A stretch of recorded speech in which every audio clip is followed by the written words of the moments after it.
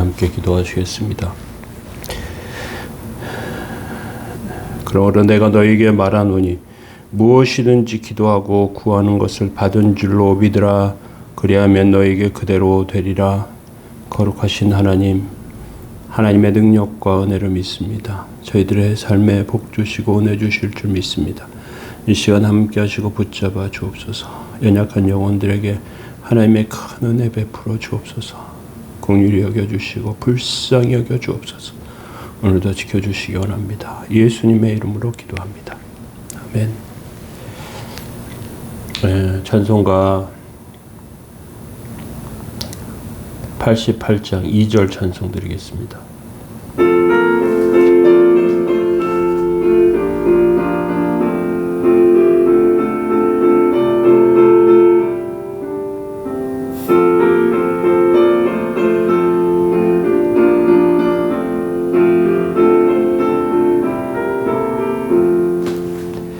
내 맘의 모든 염려 이 세상 고락도 주님 항상 같이 하여 주시고 시험을 당할 때에 악마의 계교를 즉시 물리치사 나를 지키네.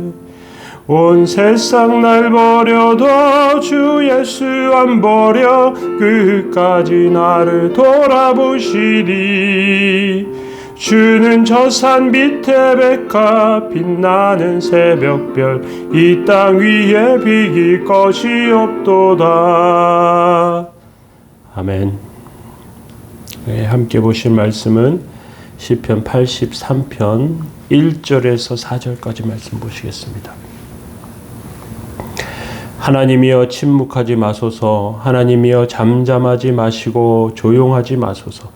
무릇 주의 원수들이 떠들며 주를 미워하는 자들이 머리를 들었나이다. 그들이 주의 백성을 치려하여 간계를 꾀하며 주께서 숨기신 자를 치려고 서로 의논하여 말하기를 가서 그들을 멸하여 다시 나라가 되지 못하게 하여 이스라엘의 이름으로 다시는 기억되지 못하게 하자 하나이다. 아멘.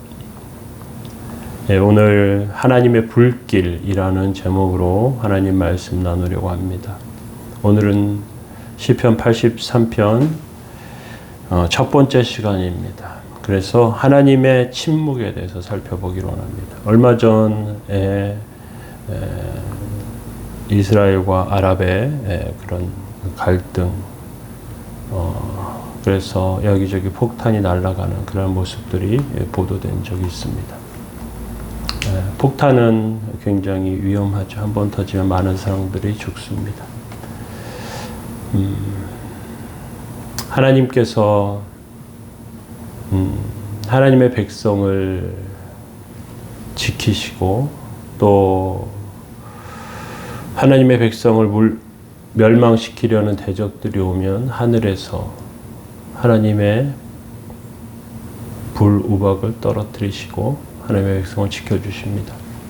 이스라엘 백성이 출애굽할 때 하늘에서 불우박이 떨어졌습니다. 많은 애굽 사람들, 가축들이 죽었습니다. 사무엘 때 이스라엘 백성이 미스바에서 회개할 때 하늘에서 우박이 떨어졌습니다. 블레셋 사람들이 도망쳤습니다. 하늘의 불의 한 예입니다. 시편 83편은 아삽의 시인데 하나님의 불을 잘 알고 있었던 것 같습니다. 하나님의 불은 그런데 쉽게 나타나지 않습니다. 이것이 하나님의 백성이 가장 두려워하는 것입니다. 하나님의 백성이 악한 자들에게 공격당하는데 하나님의 불이 나타나지 않으면 망할 수밖에 없기 때문이죠. 그것이 가장 어렵습니다. 하나님의 백성은 하나님의 도우심을 기대합니다. 그런데 하나님이 도와주시지 않으면 끝내 비참하게 망합니다. 우리에게도 이것이 가장 심각한 문제이죠. 그래서 우리는 싸움에서 승리하기 위한 비결을 알아야 합니다. 하나님께서 이렇게 답답한 가운데 하나님께 부르짖는데 하나님 기도에 응답하시지 않아요. 그래서 하나님의 백성은 위기의식 가운데 살아가야 됩니다. 하나님이 기도에도 하나님 들어주시지 않으면 망할 수밖에 없다는 위기감을 안고 사는 것이죠. 사실 하나님의 백성이 기도하기보다 다른 인간적인 방법을 택하는 이유는 하나님이 반드시 들어준다는 보장이 없기 때문에 그렇습니다. 하나님의 백성의 가장 큰 딜레마는 지금 기도해야 되는가 아니면 내 힘으로 해결하려고 해야 되는가 하는 것이죠. 많은 성도들이 기도하지 못하는 것, 그래서 그것을 어떤 면에서는 이해가 됩니다. 머릿속으로 하나님께 기도하면 가장 큰 능력이 나타나는 것은 알지만 기도한다고 기도하면 하나님 반드시 들어주셔야 되는데 하나님이 너무 오래 기다리게 하신단 말이죠. 막 똥줄이 타는 절박한 순간에 하나님께서 들어주신단 말이죠. 어떻게 해야 될지 몰라요. 절박한 그런 마음 가운데 하나님께 외칠 수밖에 없어요. 1절에 그런 마음이 담겨 있습니다. 하나님이여 침묵하지 마소서. 하나님이여 잠잠하지 마시고 조용하지 마소서. 이스라엘과 유다 지도자들이 보기에 지금은 하나님이 침묵하실 때가 아니라는 것입니다. 큰 소리로 하나님의 능력을 보여주셔야 한다는 거예요. 이스라엘 백성 위에 적들이 쏜 화살이 날아온단 말이에요. 여러 사람이 죽는단 말이에요. 성문이 부서졌단 말이에요. 적들이 쫓아오며 백성들이 죽어가는데 하나님께서 도와주셔야 돼요. 적들을 쫓아내고 백성들을 위로해 주셔야 한단 말이죠. 그런데 하나님께서 백성에게 아무 관심이 없는 것처럼 보여집니다. 다급해져요. 하나님 조용히 계시지 마시고 적을 쫓아주세요. 하나님 저희들 도와주세요. 구원해주세요. 하나님 긍휼히 여겨주세요. 소리 지르는 것입니다. 하나님의 백성이 가장 어려울 때는 하나님이 응답하시지 않을 때입니다. 우리는 이런 막막함을 많이 경험하게 됩니다. 그래서 기도해야 되는가 아니면 인간적인 힘을 의지해야 하는가 갈등합니다. 많은 경우에 인간의 힘을 의지하려고 해요. 내가 가진 인간의 힘을 확실히 그 인간의 힘은 확실하기 때문에 그렇습니다. 그런데 세상에는 다양한 나라 민족이 있어요. 큰 나라가 있고 작은 나라가 있습니다. 군사력이 강한 나라가 있고 약한 나라가 있습니다. 세상을 믿음의 눈으로 보면 하나님의 그런 큰 나라, 작은 나라, 군사력이 강한 나라, 약한 나라가 아니라 하나님을 믿는 백성, 하나님을 믿지 않는 백성으로 나누어집니다. 하나님을 의지하는 백성, 하나님을 의지하지 않는 백성으로 나누어져요. 물론 인간은 하나님을 믿는 것과 상관없이 자기의 이익을 위해서 싸우고요. 전쟁을 일으키기도 해요. 그런데 보이지 않는 영역에 사탄의 계획이 있습니다. 사탄은 궁극적으로 하나님의 백성을 죽이려고 계획합니다.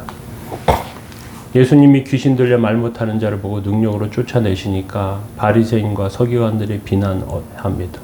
귀신을 쫓아내는데 비난해요. 그들은 이렇게 말해요. 그가 귀신의 왕을 의지해서 귀신을 쫓아냈다. 예수님께서 이때 다투는 나라는 서지 못한다. 사탄도 사탄의 나라가 다투면 그것이 황폐해지지 않겠냐. 인간은 자기 이익을 위해서 싸우며 전쟁을 일으키지만 그 숨은 계획 속에 사단의 의도는 하나님의 백성을 죽이려고 하는 것입니다. 나폴레옹이나 히틀러와 같이 전쟁을 좋아하는 사람 한 명만 등장해도 수천 명의 사람이 죽게 됩니다. 하나님의 백성도 많이 죽게 돼요. 그래서 그런 자들이 기회를 잡지 못하도록 기도해야 돼요. 그런 자들이 권력을 가지지 못하도록 기도해야 합니다. 2절에 보십시오.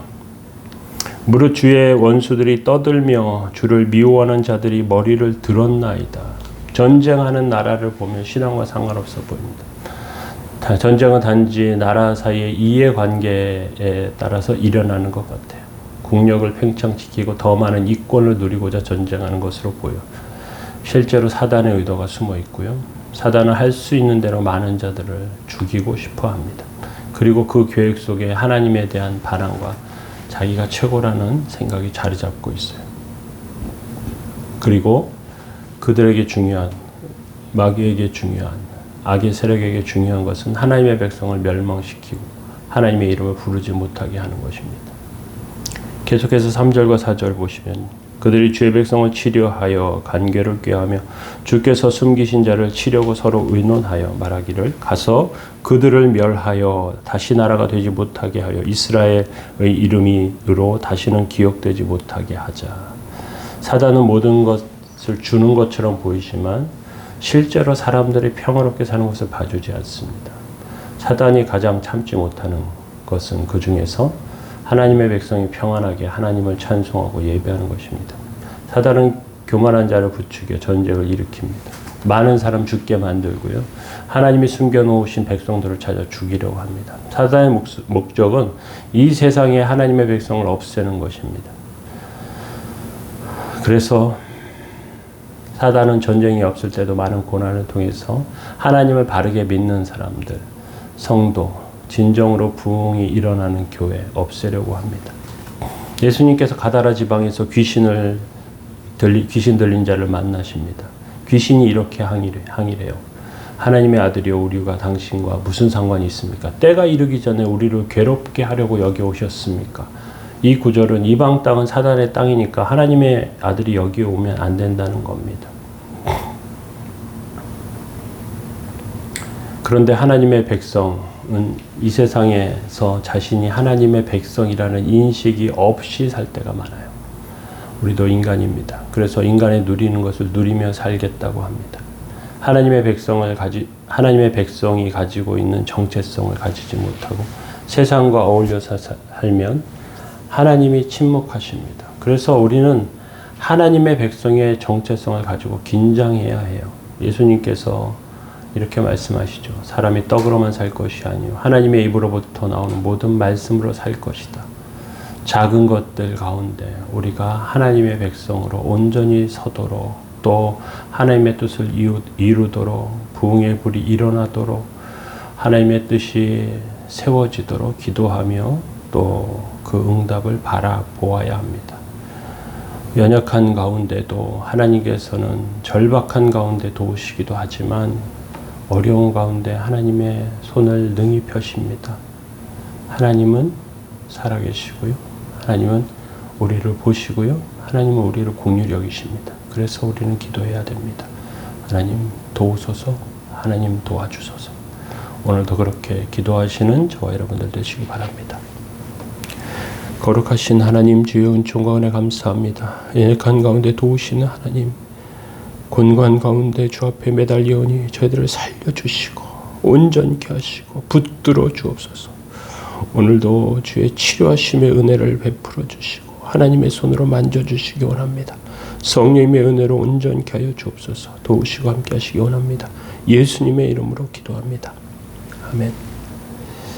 함께 기도하시기 바랍니다.